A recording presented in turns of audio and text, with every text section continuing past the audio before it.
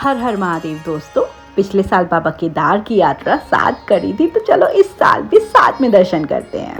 हर महादेव दोस्तों, तो मैं निकल चुकी हूँ एक बार फिर से दिल्ली से अपनी केदारनाथ की यात्रा पर, और अपनी पूरी यात्रा मैं आप लोगों के साथ शेयर करने वाली हूँ।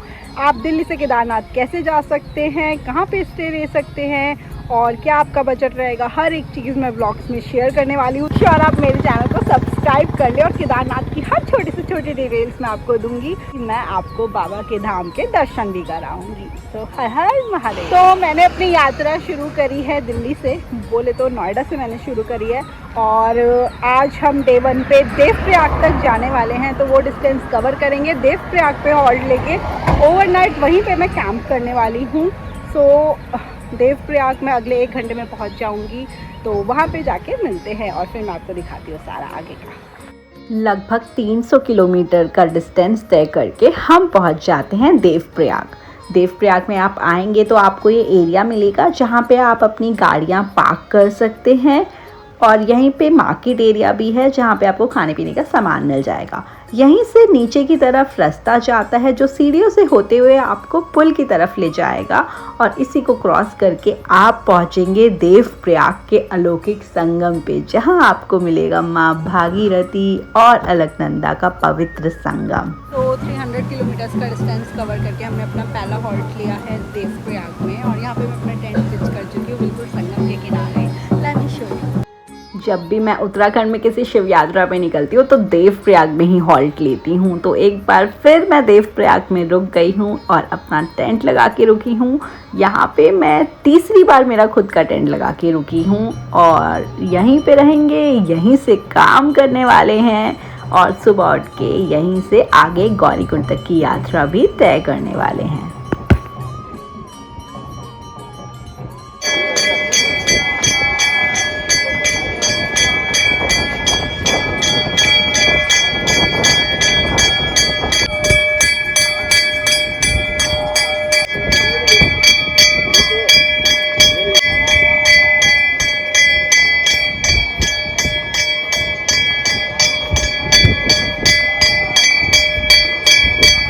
इस जगह पे आके आपको एक अलग ही शांति का अनुभव होगा, और क्यों ना हो, आप खुद वहाँ आए हैं जहाँ से माँ गंगा का उद्गम होता है।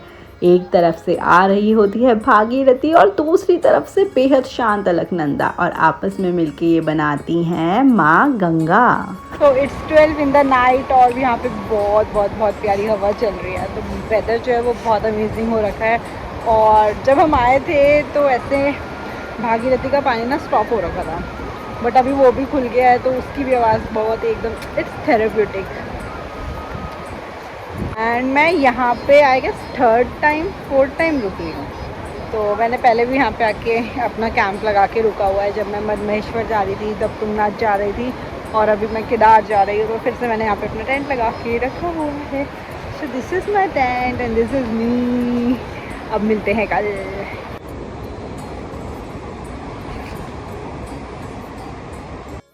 कितना खूबसूरत नज़ारा है ना, जब सुबह आँख खुलते ही पवित्र संगम के दर्शन हो जाए। बस फिर क्या, माँ गंगा में डुबकी लगा के स्नान किया और पहुँच गए महादेव के पास पूजा करने के लिए।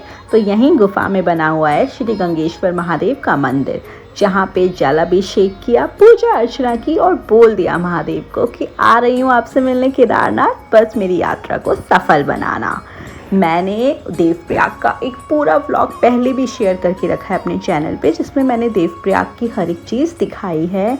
यहाँ पे जो मंदिर हैं वो भी दिखाए हैं, तो अगर आपने नहीं देखा है तो देख लो। जैसे कि हनुमान शिला है जिस पे राम जी की चरण पादुका है, क्योंकि रावण का वध करने के बाद राम जी ने यहीं पे आके तपस्या की थी, और वही ऊपर रघुनाथ मंदिर भी बना है। सो मेक श्योर आप मेरा पूरा देवप्रयाग का व्लॉग पहले वाला भी चेक कर लें।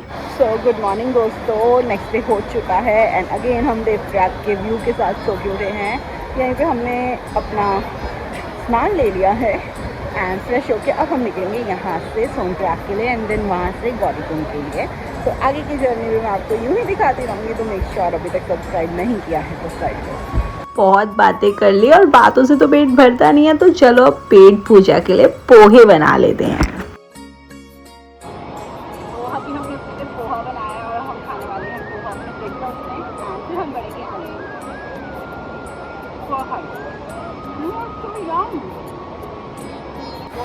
सो डे 1 हमने नोएडा से निकल के देवप्रयाग पे हॉल्ट लिया था। यहाँ पे हमने टेंट लगाया, ओवरनाइट स्टे किया और अब सुबह हो चुकी है और अब हम आगे निकलेंगे गौरीकुंड के लिए।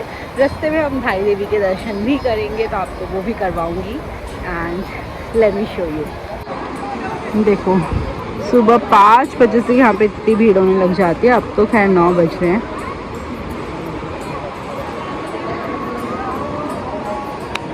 और ना यहाँ पे वो हुआ करता था पहले, मैं आपको फ़ोटो डाल के दिखाएगा, यहाँ पे शिव जी बने हुए थे, बट अभी रिसेंटली यहाँ का जो पेंट है वो हो गया है चेंज।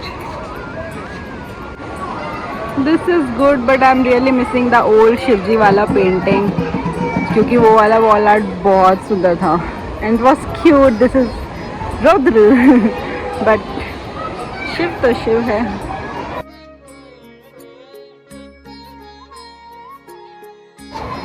तो अब यहाँ हमने कल 300 किलोमीटर्स का तय किया था डिस्टेंस। अब हम यहाँ से निकलने वाले हैं गौरीकुंड के लिए। अगर ट्रैफिक नहीं मिलेगा तो 4 से 5 घंटे में पहुँच जाएंगे एंड फिर वहाँ पे जाके सीधा प्लेस कहाँ पे हम अपना टेंट लगा सकते हैं। एंड देन कल हम करेंगे उसके बाद गौरीकुंड से केदार यात्रा। तो यही वो प्लेस है जहाँ पे भागीरथी और अलकनंदा का संगम होता है और उसको मिलके यहाँ से गंगा उद्गम करती है। तो मैंने देवप्रयाग का पहले भी एक पूरा कंप्लीट ब्लॉग डाल रखा है, जिसमें मैंने बहुत अच्छे से देवप्रयाग दिखा रखा है, रघुनाथ मंदिर दिखा रखा है, यहाँ के बारे में बता रखा है। तो आप चाहो तो आप वो भी चेकआउट कर सकते हो। और क्योंकि अभी हम फिर से यहाँ पे हैं, तो फिर से हम एक और बार आपको थोड़ा सा दिखा रहे हैं और बता रहे हैं कि एक साइड से आ रही है हमारी अलकनंदा, दूसरी साइड से आ रही है भागीरथी, और जब ये दोनों साथ में मिल जाती है तो फिर ये आगे गंगा के रूप में बहती है। तो अब हम ब्रेकफास्ट करते ले रहे हैं ऑर्डर पराठे। हाँ ठीक है, सुबह ब्रेकफास्ट में पोहे बना लिए थे, लेकिन अभी बहुत दूर तक जाना है। गौरीकुंड तक का डिस्टेंस हमें 1 गो में कवर करना है एंड वी डोंट वांट कि हम बीच बीच में हॉल्ट्स लेके और टाइम बर्बाद करें, तो थोड़ा सा और खा लेते हैं ना यार। पहाड़ों के रास्ते तो बहुत रिस्की होते हैं, तो लैंडस्लाइड्स यहाँ पे होना बहुत आम बात है और ऐसा ही कुछ हो रखा था। लेकिन क्योंकि यात्रियों को परेशानी यात्रा में ना हो, इसलिए तुरंत पत्थर हटाने का काम शुरू हो गया था। कुछ दूर आगे चलोगे तो आपको मिलेगा माँ धारी देवी का मंदिर, जिन्हें चारों धामों के संरक्षक कहा जाता है। और अगर आप चारों में से कोई भी धाम जा रहे हैं तो यहाँ हाथ जोड़ के इनकी आज्ञा लेकर ही आगे बढ़ना। रास्ते में ऐसे बहुत सारे हैंडपम्प्स मिलेंगे, तो अगर थकान हो रही हो तो यहीं पे तरोताज़ा हो जाना। और हाँ, अपनी पानी की बॉटल्स भी रिफ़िल कर लेना, क्योंकि पहाड़ों का पानी बहुत मीठा होता है और आप अननेसेसरी वो प्लास्टिक की बॉटल से प्लास्टिक वेस्ट भी जनरेट नहीं करोगे। सो अभी वी आर एट रुद्रप्रयाग, और जब भी आप रास्ते में जाओगे आपको बहुत जगह यहाँ पे हैंडपम्प्स मिलेंगे, तो आप वहाँ से भी अपनी बॉटल्स रिफ़िल कर सकते हो instead of buying plastic bottles, just to avoid single use plastics. And मैं तो वही करती हूँ हमेशा। एंड पहाड़ों का तो पानी भी इतना फ्रेश, इतना रिफ्रेशिंग होता है कि मज़ा ही आ जाता है। यू कैन सी कितने मज़े ले लिए उस पानी के मैंने। तो अब यहाँ से आगे जाएंगे, 2 घंटे की और ड्राइव बची होगी गौरीकुंड के लिए।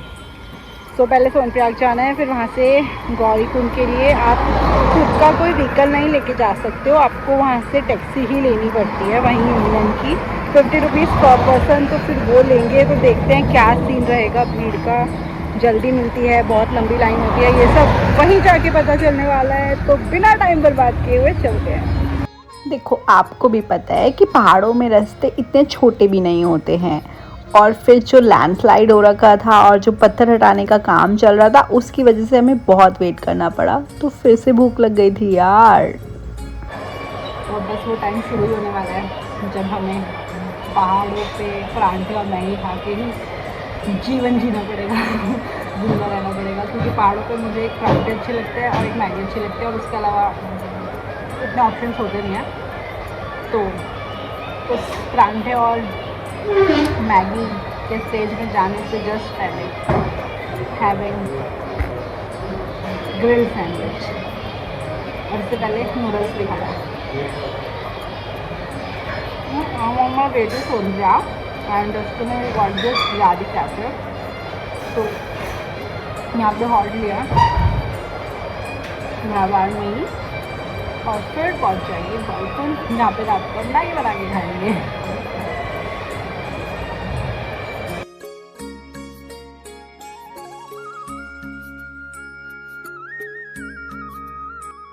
सोनप्रयाग पहुंचते पहुंचते हमको शाम ही हो गई थी और यहाँ पे देखो कितना ज़्यादा ट्रैफिक हो रखा है और पार्किंग तो पूरी तरीके से हाउसफुल थी। तो जब यहाँ की पार्किंग हाउसफुल हो जाती है तो आपको पहले सीतापुर में ही अपनी गाड़ी को पार्क करके आना पड़ता है। अभी 5 बज रहे हैं और हम आ चुके हैं सोनप्रयाग पे, और जो सोनप्रयाग का पार्किंग है वो और अभी पूरा फुल हो चुका है। तो अगर अब कोई आ रहा है तो उसको सीतापुर ही अपनी गाड़ी को पार्क करके आना पड़ेगा। तो सोनप्रयाग में अभी कार पार्किंग और बाइक पार्किंग किसी की भी कोई जगह नहीं है, और मैं पार्किंग के ऊपर ही खड़ी हूँ। तो this is the way, but बाकी सारी पार्किंग्स फुल है, तो आपको नीचे से ही भेज दिया जाएगा, ऊपर नहीं आने दिया जाएगा। Luckily we got one space, so we have parked, but अब पूरा स्पेस फुल हो चुका है। सो अगर अब कोई आएगा तो उसे सीतापुर जाना पड़ेगा। मेरे रास्ते लग रहा था कि अरे वो भीड़ नहीं है, वो भीड़ नहीं है, लेकिन यहाँ पे आके पता चल रहा है कि इट्स फुल पैक्ड ऑलरेडी। अगर आपको पूरी डिटेल में जानकारी चाहिए कि आप सोनप्रयाग या गौरीकुंड में कहाँ रुक सकते हैं, तो मेरे चैनल पे केदारनाथ यात्रा प्लेलिस्ट है जिसमें आपको सारी डिटेल्ड वीडियोस मिल जाएंगी, तो आप वो चेक कर लेना।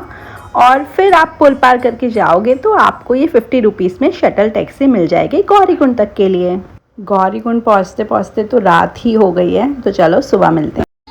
गुड मॉर्निंग दोस्तों, तो मैं हूँ इस वक्त गौरीकुंड में और मैं शुरू करने वाली हूँ यहाँ से अपना ट्रैक केदारनाथ के लिए।